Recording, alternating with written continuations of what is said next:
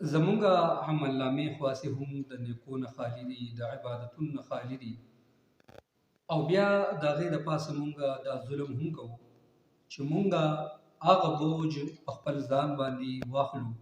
چې ورځ په قیامت باندې بیا د هغې بوج د اوچتولو طاقت مونږ نه لرو. په کار خو دا ده چې یاره زمونږ عملنامې هغه د نیکو نه چې دی نو هغه ډکې شي. په کار خو دا ده چې زمونږ عملنامې د ښو کارونو نه چې دی هغه ډکې شي، خو لیکن زمونږ د لاسه یا مونږ د خپل لاسه داسې کارونه وکړو چې د هغې په وجه باندې زمونږ باندې دومره یو بوج راشي، زمونږ باندې یو دونه وبال چې دی هغه پرېوځي چې ورځ په قیامت باندې د هغې اوچتول چې دی هغه زمونږ دپاره چې دی نو بیا ممکن نه وي. او هغه دا چې کم نوجوانان نن سبا سوشل میډیا استعمالوي او بیا په دې سوشل میډیا باندې دوی مختلف قسمه ویډیوز چې دي نو هغه اپلوډ کوي، یا هغه ویډیوګانې چې دي هغه مخکې شیر کوي چې په هغې کې د ګانو بجانو ویډیوګانې وي، په هغې کې چې دی د ډرامو د فلمونو او داسې قسمه د فحش مواد چې په حیثیت یو مسلمان هغه ویډیو چې دی نو هغه مونږ نشو کتلی، خو لیکن یو مسلمان چې دی هغه د مخکې چې دی نو هغه اپلوډ کړي، هغه مخکې چې دی هغه شیر کړي، نو یو خو دا ده چې دی په خپله باندې هم په ګناه کې مبتلا شو، او بل د دغې ویډیو او د دغه شعر د لاسه نور مسلمانان هغه په ګناه کې مبتلا شي، نو د هغې خلکو وبال هم چې دی یو قسم له په ده باندې راځي، ولې چې هغه خلک د ده د اپلوډینګ د وجې نه، د ده د شعر د وجې نه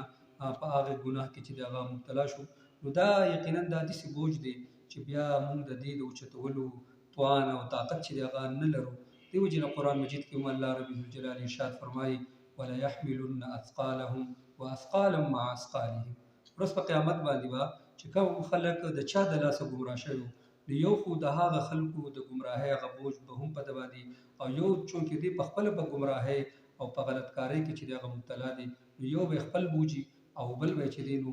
د بل خلک چې کوم ګمراه کړي دي د هغو بوج به وي. برای کرم او خاص کر دا د رمضان المبارک میاشت چې په دې کې څنګه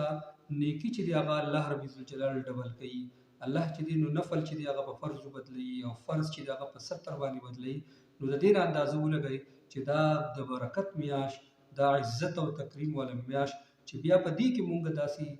ګانې بجانې او فلمونه او ډرامې دا اپلوډ کوو او دا بیا مخکې خلکو ته ریږو او بیا په دې رمضان په میاشت کې خلک مبتلا کېږي. نو برای کرم د دې ځان خپل هم ساتل پکار دي او بل مسلمان چې دی نو هغه هغوی ته هم د دې خبرې تاکید پکار دی چې د دې نه ځان وساتي، ولې چې دا داسې یو بوج دی چې په مفتو کې انسان په ګناه کې مبتلا کېږي چې ستا د لاسه یو بل کس ته چې دی یو غلط څیز چې د هغه ورسېدلو او یو غلط ویډیو چې د هغه ته ورسېدل او هغه وکتل او بیا به هغه مخکې چې دی نو هغه مخکې به یې شیر کوي، نو د دې یو ذریعه او سبب چې د هغه ته وګرځېدلې، نو د دې وجې نه د دې څیزونو نه ځان ساتل پکار دي، خاص کر د دې رمضان المبارک په میاشت کې چې دا د برکت میاشت ده، د رحمتونو میاشت ده، چې کم از کم دا میاشت مونږ خاص د الله تعالی دپاره تېره کړو، د عبادتونو دپاره تېره کړو.